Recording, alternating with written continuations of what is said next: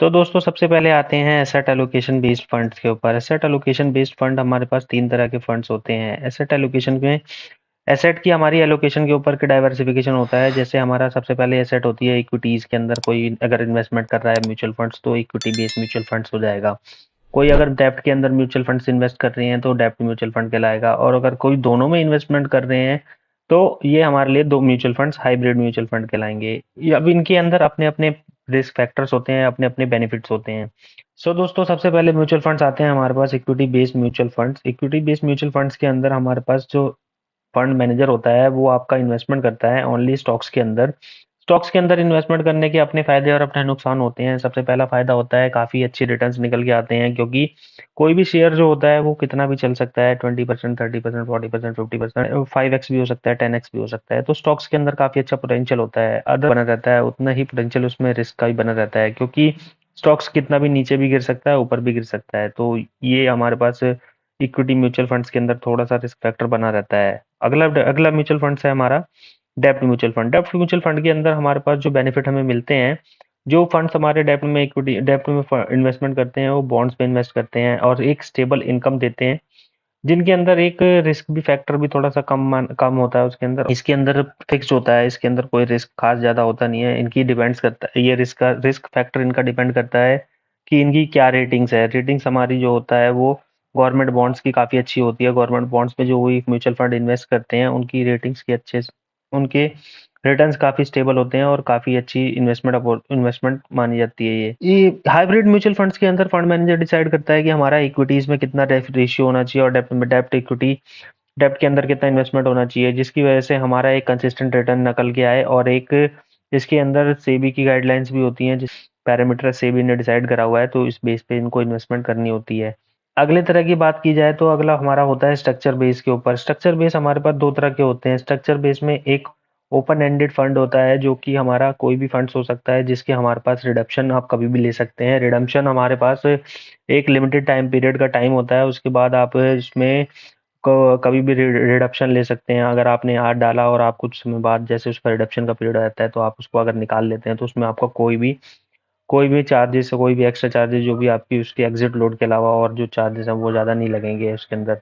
और एक होता है close ended mutual funds. Close ended mutual fund का एक इन्वेस्टमेंट पीरियड डिसाइडेड होता है और उसकी पीरियड के बाद वो मैच्योरिटी रिडीम होती है, और उससे पहले अगर आप रिडीम करते हैं तो आपके ऊपर काफ़ी ज़्यादा चार्जेस इम्प्लाइड कर दिए जाते हैं, तो जिसकी वजह से वो म्यूचुअल फंड में इन्वेस्टमेंट करने का कोई फ़ायदा नहीं होता है अगर आप मैच्योरिटी पीरियड से पहले अगर आप रिडम्पशन कर देते हैं। तो इस वजह से आपका इस पीरियड के अंदर आपका लॉस भी हो सकता है अगर आप इसको रिडीम करते हैं। अगले तरह का म्यूचुअल फंड होता है हमारा ऑब्जेक्टिव बेस में। हमारे पास पहला ऑब्जेक्टिव हमारा ग्रोथ का हो सकता है, दूसरा हमारा टैक्स सेविंग का, तीसरा हमारा लिक्विडिटी मेंटेन करने का, चौथा हमारा फिक्स्ड इनकम फंड्स के लिए हो सकता है। तो सबसे पहले बात कर लेते हैं ग्रोथ फंड्स के अंदर क्या होता है। ग्रोथ फंड्स के अंदर ये ये ऐसे म्यूचुअल फंड्स हुआ करते हैं जिसके अंदर जो इन्वेस्टमेंट्स होती है वो हमारी स्टॉक्स के अंदर हाईली पोटेंशियली ग्रोथ करने वाले स्टॉक्स के अंदर हमारी इन्वेस्टमेंट्स होती है, जिसके ऊपर हमें काफ़ी अच्छे पोटेंशियली रिटर्न निकल के आते हैं और हमारा जो कैपिटल होता है काफ़ी अच्छे तरीके से उसके अंदर एप्रिसिएशन होता है और एक हाइयर रिटर्न हमारे को बना के देते हैं इस म्यूचुअल फंड्स के अंदर, ग्रोथ म्यूचुअल फंड्स के अंदर। और दूसरा होता है टैक्स सेविंग स्कीम्स के अंदर। टैक्स सेविंग स्कीम्स के अंदर जैसे कि अगर आप कोई इन्वेस्टमेंट करते हैं तो इसके अंदर आपको जो है with in net locking period के टाइम पीरियड के अंदर आपको इन्वेस्टमेंट पे जो है 80C के तहत आपको इन्वेस्टमेंट में 1 से 1.5 लाख रुपए तक की छूट मिलती है। तो वो आपका जो रिटर्न जनरेट होता है 1 से 1.5 लाख रुपए तक आप टैक्स फ्री उसके अंदर क्लेम कर सकते हैं, उसमें आपको कोई टैक्स देने की जरूरत नहीं पड़ेगी।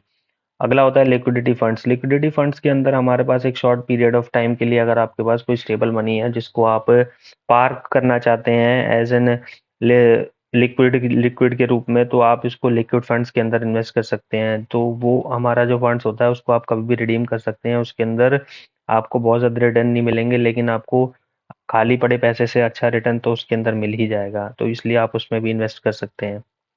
अगला होता है fixed income funds. Fixed income funds के अंदर हमारे पास काफ़ी स्टेबल इनकम में हमारी सिक्योरिटीज में इन्वेस्टमेंट्स होते हैं, जिसके अंदर इन्वेस्टमेंट करने के बाद आपको एक रिटर्न्स की श्योरिटी बनी रहती है और इसके अंदर हर मंथ की आपकी इनकम जो है रहती है वो आपको पास आ जाती है। तो इस तरीके से इसके अंदर फिक्स्ड इनकम फंड्स में इन्वेस्टमेंट अगर आप म्यूचुअल फंड खरीदते हैं तो आपकी इन्वेस्टमेंट आपके अकाउंट में आ जाती है। अगला म्यूचुअल फंड है हमारा एक्टिविटी बेस के ऊपर। एक्टिविटी बेस के ऊपर हमारे पास दो तरह के म्यूचुअल फंड्स होते हैं। एक होता है एक्टिव फंड्स। एक्टिव फंड्स के अंदर फंड मैनेजर अपनी मर्जी अपने अपनी कैपेसिटी के अनुसार डिसाइड करता है कि हमें कौन से हाईली पोटेंशियल स्टॉक्स के अंदर कंपनीज में इन्वेस्टमेंट कर रहा है। पहला तो होता है हमारे पास large cap, small cap, mid cap. ये तीन तरह की मिड कैप इन्वेस्टमेंट्स में वो इन्वेस्टमेंट कर सकता है। तो इस तरीके से वो अपने कैपेसिटी के अनुसार वो अपना जो है फंड, जिस फंड्स में आपने इन्वेस्टमेंट करा हुआ है म्यूचुअल फंड में, वो उस हिसाब से, उस फंड्स के हिसाब से जो भी उसके क्राइटेरियाज होते हैं उसमें फुलफिल करते हुए स्टॉक्स के अंदर इन्वेस्टमेंट करते हैं और एक हाइयर रिटर्न निकालने की कोशिश करते हैं। Passive manage fund. Passive manage funds के अंदर हमारे पास जो है पैसिवली मैनेज फंड्स होते हैं जो कि इंडेक्स बेस्ड होते हैं। इंडेक्स बेस्ड फंड के अंदर कोई भी मैनेजमेंट नहीं होता है। जैसे जैसे इंडेक्स के अंदर जिस तरीके का वेटेज होता है उसी तरीके के वेटेज हमारे फंड्स के अंदर भी होता है। तो उसी रेशियो में उनके अंदर फंड्स में इन्वेस्टमेंट हो जाती है। फंड्स उसके अंदर इन्वेस्ट कर देते हैं स्टॉक्स के अंदर, और उस रेशियो फंड की एनएवी भी डिसाइड होती है। तो जिससे कि जो रिटर्न्स हमारे इंडेक्स को मिल रहे होते हैं वही रिटर्न्स हमारे इसके अंदर भी, म्यूचुअल फंड के अंदर भी निकल के आ जाते हैं। तो इस तरीके से इसके अंदर कोई भी मैनेजमेंट नहीं होता है और इसके अंदर इसका मैनेजमेंट फीस और एग्जिट लोड वगैरह भी कम होता है। चार्जेस इसके थोड़े कम होते हैं। अब बात की जाए कंक्लूजन की, कंक्लूजन में हमारे पास निकल के ये आता है कि हमें कैसे भी कभी भी अपना म्यूचुअल फंड चुनते हुए हमें ये डिसाइड करना चाहिए कि हमारा होराइजन क्या है। सबसे पहले हमें डिसाइड करना चाहिए कितने लंबे समय के लिए हम आ रहे हैं, इसके अंदर हमारा क्या रिस्क रहेगा। दूसरा, हमारे इसके अंदर क्या गोल्स हैं, इसके अंदर हमें इसी म्यूचुअल फंड लेने के हमारे क्या फायदे हो सकते हैं। तो इन 3 से 4 चीज़ों को आप अगर ध्यान में रख के अगर आप म्यूचुअल फंड खरीदेंगे तो आप एक बेटर अपॉर्चुनिटी ले पाएंगे और अपने पैसों का ज़्यादा से ज़्यादा यूटिलाइजेशन कर पाएंगे। कभी भी कोई म्यूचुअल फंड लेते हुए अपने म्यूचुअल फंड एडवाइजर को आज आप कंसल्ट करें ताकि आपकी गलत डिसीजन ना हो। कोई भी डिसीजन अपने मन से ना लें, आप एडवाइजर की सलाह ज़रूर लें। अब बात कर लेते हैं कैसे हम लोग चेक कर पाएंगे। हमारे पास ये इक्विटी म्यूचुअल फंड्स हैं। इक्विटीज म्यूचुअल फंड के अंदर आप यहाँ से अपना डिसाइड कर सकते हैं आपको किस इक्विटीज के अंदर जाना है, कौन से आप म्यूचुअल फंड्स के अंदर जाना चाहते हैं। इक्विटीज में हमारे पास कई सारे म्यूचुअल फंड्स हैं, जैसे कि आप यहाँ दे सकते हैं। काफ़ी बड़ी लिस्ट है, इसकी लिस्ट है जिसमें आप रिटर्न इनके कैलकुलेट कर सकते हैं। दूसरा, हाइब्रिड फंड्स भी होते हैं। हाइब्रिड फंड्स के अंदर आपकी, जैसे मैंने बताया, आपका रेशियो जो है इक्विटी और उसके अंदर बटा हुआ रहता है एक डेप्ट के अंदर। तो ये आपको जो है स्टेबल इनकम प्रोवाइड करते हैं और आपके रिटर्न्स को मैक्सिमाइज करने की कोशिश करते हैं। तीसरा होता है टैक्स सेवर।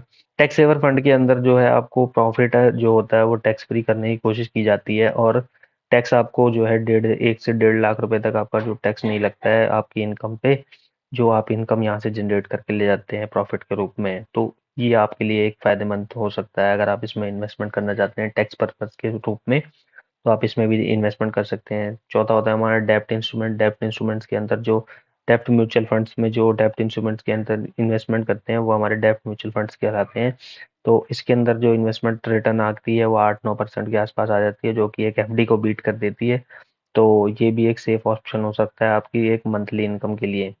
और चौथा होता है कमोडिटी फंड। कमोडिटी फंड के अंदर जैसे किसी भी आप कमोडिटी में इन्वेस्टमेंट करते हैं, इसके अंदर दिखा नहीं रहा है, मैं बता देता हूँ। इसके अंदर आप इन्वेस्टमेंट कर सकते हैं गोल्ड भी इसके अंदर, सिल्वर भी इसके अंदर, और कई सारे other mutual fund manager fund houses के अलग अलग म्यूचुअल फंड्स हैं उसके आप इन्वेस्टमेंट कर सकते हैं। और काफ़ी सारी कमोडिटीज़ के अंदर आप इन्वेस्टमेंट कर सकते हैं। तो यहाँ से आप चेकआउट कर सकते हैं, कोई सी भी आप इन्वेस्टमेंट लेना चाहें तो आप ले सकते हैं।